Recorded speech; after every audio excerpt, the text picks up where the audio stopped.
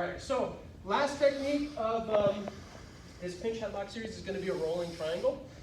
So we're going to set this up the exact same way we've been doing, getting to the pinch headlock, climbing up around the back, and then when our partner posts out to the side with their forearm, this is what's going to give us an opportunity at the rear triangle. So go through the details here. We've got Robert in close guard, and we're going to get to the pinch headlock the same way we've been. So elbows, I get a grip, I pull my knees to my chest, get those arms to the mat, I shoot one arm up, and I connect my hands and cinch it down with a wrist-to-wrist grip.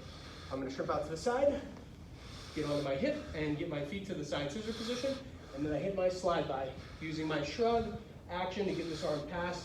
And for a moment, I'm going head to head as I open my grip up, get a collar tie and a far side back grip, and then I'm going to use my top leg to pendulum to get to my elbow and get to this top position. Now, again, we talked about how we could bypass point scoring by attacking a rolling arm bar and a rolling triangle. So instead of putting my hooks in, I'm going to get a elbow to elbow grip here with Robert's near side arm, and then I'm going to put my knee right on his far side shoulder, and then I'm going to wrap my foot around his arm. Kind of get like a grapevine there.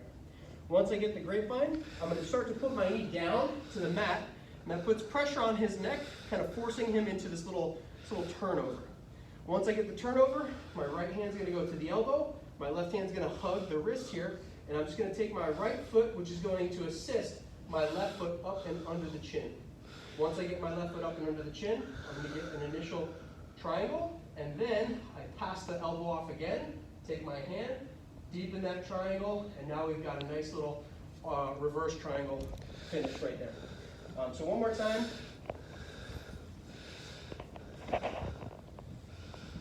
Elbows, and I use my knee pull to get the hands to the mat, cinch up my pinch headlock, turn to the side, here's my slide by, I get to the side scissor position with my grips, I use my top leg to pendulum and get to my elbow, my top leg then goes back to the hips, allowing me to climb up around the body, and again from here I'm bypassing my hooks to go to my attack. So my forehead comes to the mat, I go elbow to elbow, knee climbs to the top of the shoulder, grapevine the far leg, and I drop my knee to the mat.